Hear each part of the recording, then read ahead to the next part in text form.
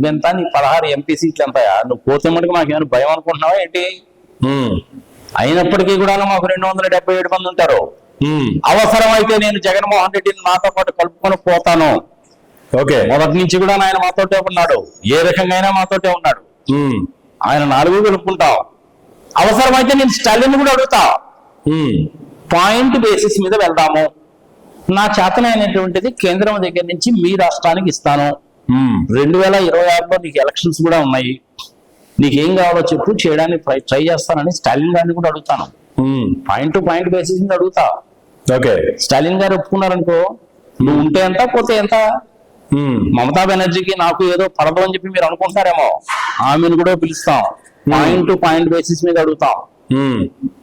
అమ్మా, మీకు మాకు తగాదా వచ్చినటువంటిది ఈ రోహింగ్యాల విషయంలో, అస్సాం నుంచి వలసలు వస్తున్నారనేటువంటి దాంట్లో, బంగ్లాదేశ్ నుంచి వస్తున్నారనేటువంటి దాంట్లోనే కదా.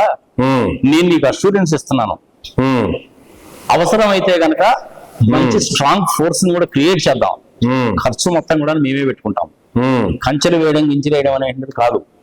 చక్కటి రవాణా వ్యవస్థ ఏర్పాటు చేద్దాం. హెలికాప్టర్లు ఇస్తాం, నీకు కావాల్సిన నిధులు ఇస్తాము. మాకు సపోర్ట్ చేయమ్మా. ఈ చంద్రబాబు నాయుడు ఏదో తోక ఊపుతున్నాడు, వీడి సంగతి ఏదో తేలుద్దామమ్మా. నువ్వే అన్నావు కదా ఒకసారి, చంద్రబాబు నాయుడు చేతిలో నుంచి మైకు లాగేసుకొని మరీ చెప్పావు కదా, మాట్లాడావు కదా నువ్వు. నీకేం చంద్రబాబు నాయుడు మంచి మిత్రుడు కాదు. ఒక రకంగా చెప్పాలంటే చంద్రబాబు నాయుడు గారి కంటే మీరు నాకు దగ్గర అవుతారు, చాలా విషయాల్లో ఉంటాం కాబట్టి. బెంగాలీస్ అంటే నాకు చాలా ఇష్టము. ఒకప్పుడు నువ్వు కూడా కాంగ్రెస్ లో ఉన్నటువంటి దానివే, వాళ్ళతో విభేదించే కదా నువ్వు పార్టీ పెట్టుకున్నావు. 3వ సారి కదా నువ్వు వచ్చావు, మేము కూడా 3వ సారే కదా వచ్చాము. మధ్యలో ఆయన చంద్రబాబు నాయుడు అంటే ఆయారాం గయారాం బాపుతి. రేపు 26వ సంవత్సరము 2026 మేలో నీకు కూడా ఎలక్షన్స్ ఉన్నాయి కదా. నువ్వు గెలవాలి, నేను గెలవాలి, నువ్వు బాగుండాలి, మేము బాగుండాలి, అందరం కలిస్తే దేశం బాగుండాలి, సమైక్యంగా ఉండాలి, ఇంటిగ్రేటెడ్ తో ఉండాలి, అందరూ అభివృద్ధి చెందాలమ్మా. ఒకసారి ఆలోచించమ్మా మమతా బెనర్జీ, నీ కోరికలు ఏందో చెప్పు, ఎంతవరకు కుదిరితే చూద్దాం. ఆ చంద్రబాబు నాయుడు తోక జాడిస్తున్నాడు కానీ అటు సంగతి ఏదో చూద్దాం.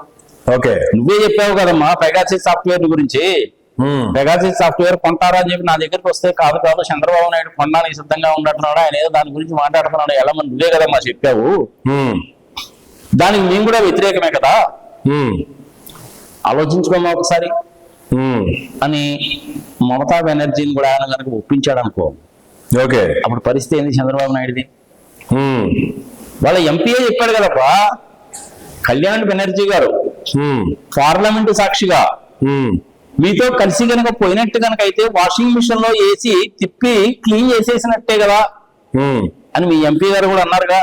అవును, ఇదిగో ఇదంతా ఎందుకులే కనమ్మా మమతా బెనర్జీ, ఆయన చెప్పింది వాస్తవమే, నేను కూడా ఒప్పుకుంటున్నా.